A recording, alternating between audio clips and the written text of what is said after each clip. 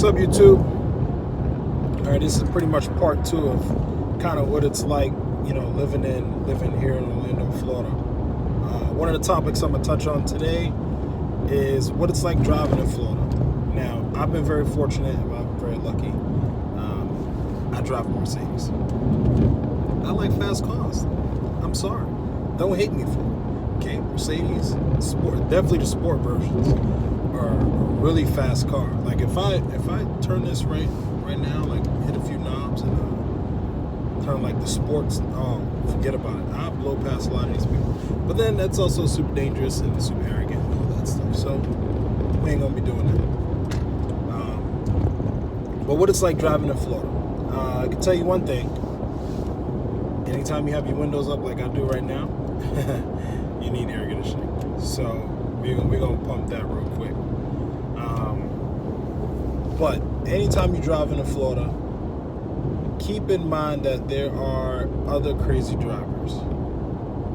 And what I mean by that is a lot of times, because Florida is kind of the destination state, a lot of times people who are driving here typically are not from here. You got a lot of people who are driving here who are not from here.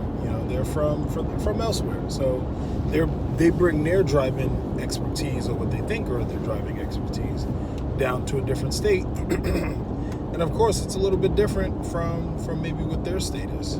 For example, like the guy in front of me who just zigzagged and now is about to completely stop in the middle of the highway. Why? I don't know. People are just dumb. I don't know why people do the stuff they do. Whatever.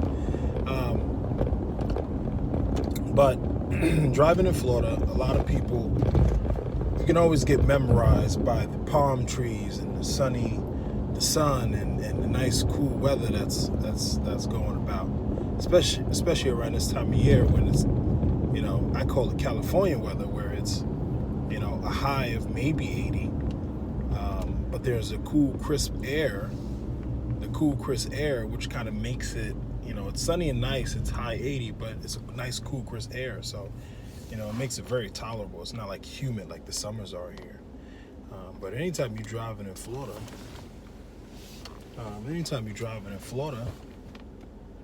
you just got to be aware of just other people, that's around you driving. Because some people are not the best of drivers. So that's just something to be aware of, whenever you do make that move down to Florida, and then you eventually start driving here and all that. But what I would say, driving here is amazing. They have some of the best roads other than the places that they're doing construction on, so you have to take that with a grain of salt, keep that in mind.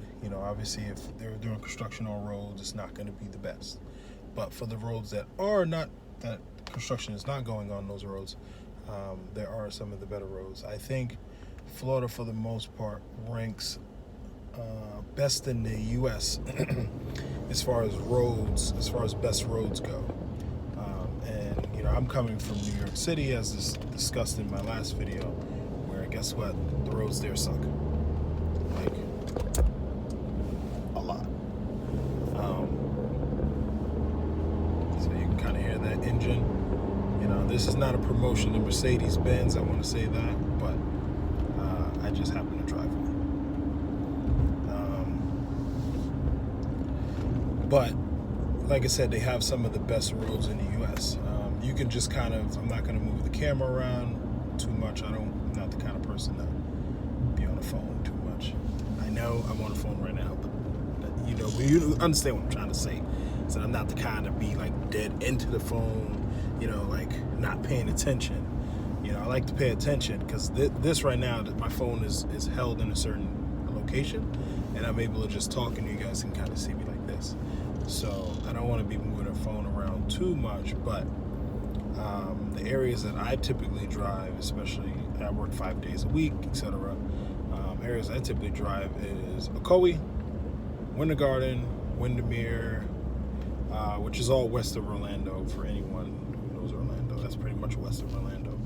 Very, very beautiful areas, well kept, for the rich, they say. So I wouldn't class myself as rich. I don't think I'm rich by any means, but But that's kind of what the stigma is. It's for, more of a wealthy class, not like a middle class type people. And these are for people who are probably making anywhere between, 80,000 to 100K, maybe more than that per year, or just hit the lotto. I don't know. So yeah, driving in Florida is honestly, it's pretty freaking nice. It's amazing. Like I said, other than the crazy drivers, driving in Florida is pretty amazing. And that's just kind of the topic that I wanted to touch on today. Was just, kind of sharing my experience driving in Florida. It's not a place that's super, super confusing by any means. However, there are people who just don't get it. And those are fairly either new drivers or people who are from across the seas, and they have to drive on the right side now or left side now, and it's a little weird. Get my drift? But anywho's, just talking about these areas such as Ocoee, Winter Garden, Windermere. Those are super, super, super nice areas. If you guys know anything about those areas are fairly close to Disney World. It's not so close that you're going to see a ton of tourists, but it's very close that it's probably a 10 or 15 minute drive away from Disney World. So just keep that in mind, wow, that's about as close as it gets, or that's about as close as you want to be to Disney World.